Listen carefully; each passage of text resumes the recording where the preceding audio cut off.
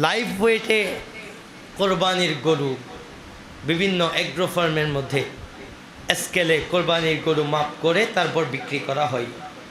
এভাবে স্কেলে মাপ করে গরু কিনলে আমরা ফতোয়া তৈরি করেছি, কেউ বলি জায়েজ, কেউ বলে না জায়েজ। আসলে ফতোয়া কি মনে রাখবেন, আমরা সারা বছর মুরগি কিভাবে কিনি?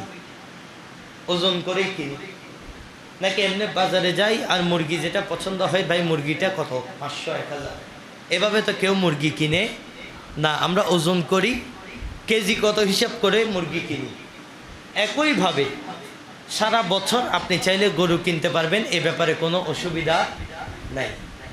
কারণ আমাদের অনেক মানুষ আছে যারা কোরবান আসলে গরু দেখে, এখন বাজারে যাওয়ার পরে গরু দেখে এটার আনুমানিক দাম নির্ধারণ করা অনেক কারো পক্ষে সম্ভব না, চোখের আইডিয়া থাকে না।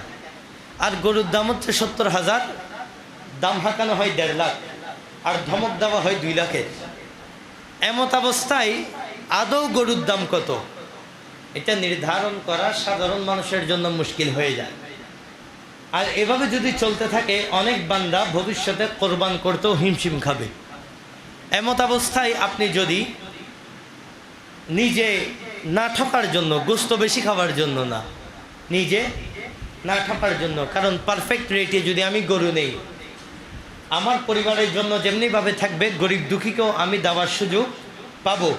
সেই কারণে মেপে লাইভ ওয়েটে কোরবানির পশু কিনলে কোরবানি আদায় হয়ে যাবে, এ ব্যাপারে কোনো সমস্যা নাই। 2 নম্বর বিষয়, আমরা লাখ টাকার গরু কিনি 2000 টাকার হাসিল মেরে দেওয়ার জন্য। কেমন একটা রোগ, মানে লাখ টাকার গরু কিনতে পারলাম, 2000 টাকার হাসিল মেরে দিলে আমরা মনে করি আমরা মোটামুটি দুনিয়ার অনেক বড় একটা কাজ করে ফেলছি। মনে রাখবেন, কেউ যদি হাসিলের টাকা পরিপূর্ণ আদায় না করে এবং যারা হাট মালিক কর্তৃপক্ষ ওনারা যদি মাফ করে না দেয়, সেই ক্ষেত্রে আপনার কোরবান আদায় হবে না। আপনি 1000 যুক্তি দিতে পারেন, মনে রাখবেন ওই যুক্তি দিয়ে কাবিলের কোরবান কবুল হয় না। এখানে কোনো যুক্তি নেই, আপনি মানুষের হক মেরে দিয়েছেন, এই হক মারা গরু দিয়ে কোরবান হবে না, কথা শেষ।